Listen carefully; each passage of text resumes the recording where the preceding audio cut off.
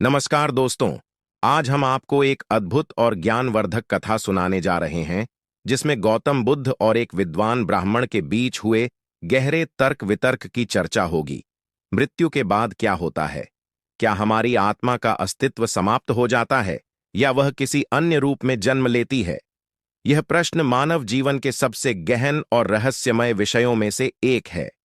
गौतम बुद्ध, जिन्होंने जीवन, मृत्यु और पुनर्जन्म के रहस्यों को गहराई से समझा, उन्होंने इस प्रश्न का उत्तर अपने उपदेशों और ज्ञान के माध्यम से दिया।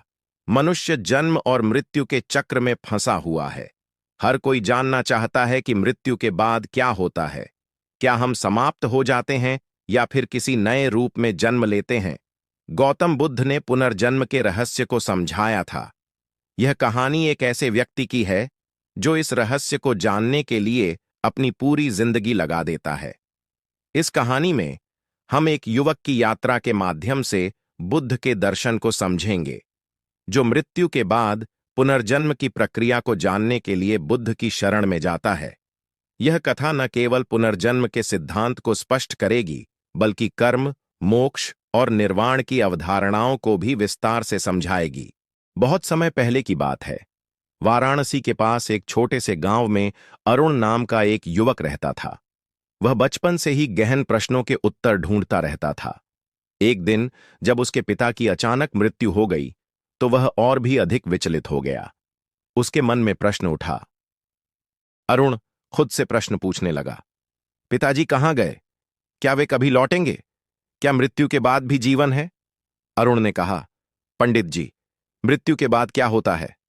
पहला पंडित ने कहा, आत्मा स्वर्ग या नरक में जाती है, कर्मों के अनुसार। दूसरा पंडित ने कहा, नहीं, आत्मा अमर है, यह बस एक नया शरीर धारण करती है। अरुण ने खुद से कहा, कोई सच क्यों नहीं जानता? क्या वास्तव में कोई उत्तर है? पिताजी कहाँ गए? क्या वे कभी लौटेंगे? क्या मृत्यु के बाद भी जीवन है? अरुण ने गांव के पंडितों से पूछा, लेकिन उनके उत्तरों से वह संतुष्ट नहीं हुआ। किसी ने स्वर्ग नरक की बात कही, तो किसी ने आत्मा के अमर होने की, परंतु कोई भी उसे यह नहीं बता पाया कि वास्तव में मृत्यु के बाद क्या होता है। एक दिन अरुण ने सुना कि गौतम बुद्ध, जो अब संघ के साथ घूम घूम कर लोगों को ज्ञान दे रहे हैं, वे राजगृह के बाहरी इलाके में ठहरे हैं। अरुण ने निश्चय किया कि वह बुद्ध से ही अपने प्रश्नों का उत्तर प्राप्त करेगा। अरुण ने राजगृह की यात्रा की और बुद्ध के शिविर में पहुंचा। बुद्ध ध्यान मग्न थे। उनका शांत चेहरा और करुणा से भरी आंखें देखकर अरुण का मन श्रद्धा से भर गया। उसने विनम्रतापूर्वक प्रणाम किया और बोला, भगवन, मेरे पिता की मृत्यु हो गई है। मैं जानना चाहता हूं कि मृत्यु के बाद क्या होता है। क्या उनका पुनर्जन्म होगा, और अगर होगा तो कहां? बुद्ध ने मुस्कुराते हुए अरुण की ओर देखा और कहा, तुम्हारा प्रश्न बहुत गहरा है अरुण। मृत्यु और पुनर्जन्म का चक्र कर्म के सिद्धांत पर निर्भर करता है, परंतु इससे पहले कि मैं तुम्हें पुनर्जन्म के बारे में बताऊं, तुम्हें यह समझना होगा कि जन्म और मृत्यु का कारण क्या है। कर्म का सिद्धांत। बुद्ध ने समझाया, संसार में सभी प्राणी कर्म के अनुसार ही जन्म लेते और मरते हैं। जैसे एक बीज से वृक्ष उत्पन्न होता है और वृक्ष से फिर बीज, ठीक वैसे ही कर्मों के बीज से नया जन्म मिलता है। अरुण ने पूछा, तो क्या मेरे पिता का अगला जन्म उनके कर्मों के अनुसार होगा? बुद्ध ने सिर हिलाया। हां अरुण, जीव अपने शुभ और अशुभ कर्मों के अनुसार अगला जन्म प्राप्त करता है। यदि किसी ने दया, सत्य और अहिंसा के मार्ग पर चलकर पुण्य कर्म किए हैं, तो उसका जन्म उच्च लोकों में हो सकता है। यदि किसी ने लोभ, घृणा और हिंसा के कर्म किए हैं, तो वह निम्न योनियों में जन्म ले सकता है। मृत्यु के बाद आत्मा तुरंत ही किसी अन्य शरीर में नहीं जाती। एक अवस्था होती है जिसे अंतराभव, बार्दो कहते हैं। यह एक प्रकार का मध्यम अवस्था है जहां आत्मा अपने पिछले जन्म के संस्कारों और कर्मों के आधार पर अगले जन्म की तैयारी करती है।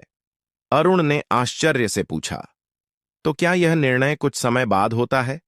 बुद्ध ने कहा, नहीं अरुण, यह प्रक्रिया तत्काल नहीं, परंतु बहुत तेजी से होती है।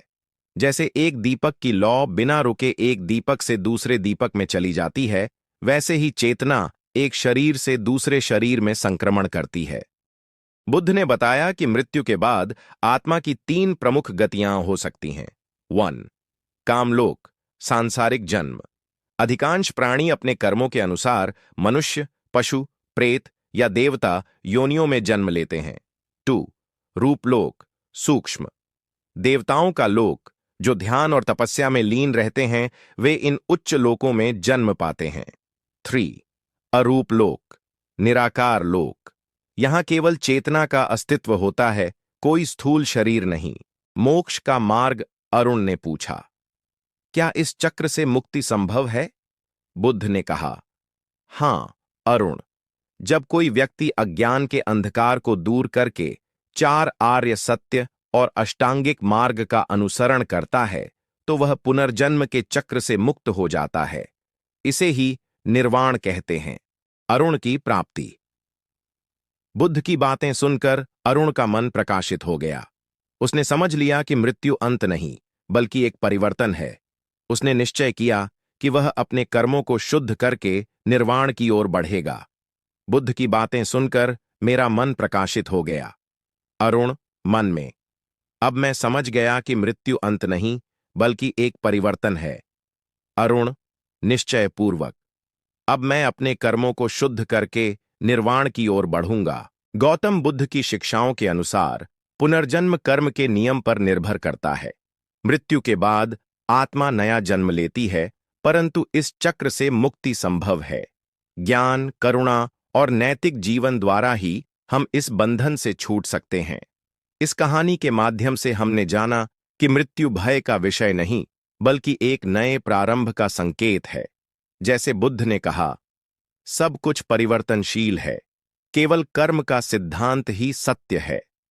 अरुण ने संकल्प लिया कि वह अपनी साधना इतनी गहरी करेगा कि मृत्यु और पुनर्जन्म के रहस्य को जान सके। उसने घने जंगल में जाकर तपस्या शुरू कर दी।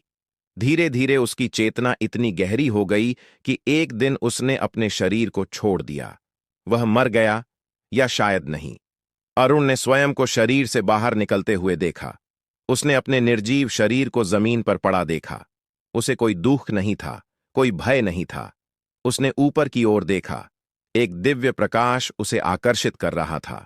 उसने सोचा, क्या यही मृत्यु के बाद का अनुभव है? अचानक अरुण ने अपने चारों ओर धुंधलापन महसूस किया, और फिर उसने देखा 3 दिव्य प्राणी प्रकट हुए। उनके चेहरे गंभीर थे। एक ने कहा, अरुण, तुम्हारा समय अभी पूरा नहीं हुआ, लेकिन चूंकि तुमने गहन साधना की है, तुम्हें पुनर्जन्म के रहस्य की एक झलक मिलेगी। दूसरे ने कहा, हर प्राणी का जन्म उसके कर्मों पर निर्भर करता है। हम तुम्हें तुम्हारे पिछले जन्मों की झलक दिखाएंगे। अरुण विस्मय में पड़ गया। तभी उसके सामने एक विशाल दर्पण प्रकट हुआ, जिसमें उसके पिछले जन्मों की झलकियां दिखाई देने लगीं। पहला दृश्य, वह एक राजा था जिसने कई युद्ध किए थे। दूसरा दृश्य, वह एक गरीब किसान था जिसने भूख से दम तोड़ दिया था। तीसरा दृश्य, वह एक पंडित था जिसने वेदों का ज्ञान फैलाया था। अब उसे समझ आ रहा था, हम वही बनते हैं जो हमारे कर्म हमें बनाते हैं।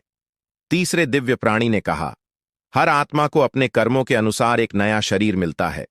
देखो, तुम्हारा अगला जन्म क्या होगा। अरुण ने देखा कि एक महिला प्रसव पीड़ा से कराह रही थी, और फिर उसने देखा एक नवजात शिशु रो रहा था। उसे एहसास हुआ, यह तो मैं ही हूं। वह चौंक गया। तो मैं इस शिशु के रूप में पुनर्जन्म लेने वाला हूं? तभी एक दिव्य आवाज आई, तुम्हारा अभी पुनर्जन्म नहीं हुआ, तुम्हें वापस अपने शरीर में जाना होगा। अरुण ने महसूस किया कि वह अपने पुराने शरीर में लौट रहा है। उसने आंखें खोलीं और पाया कि वह फिर से जीवित था। वह खुशी से भर गया। उसे उत्तर मिल चुका था। हम मृत्यु के बाद कहीं खोते नहीं, बल्कि अपने कर्मों के अनुसार पुनः जन्म लेते हैं।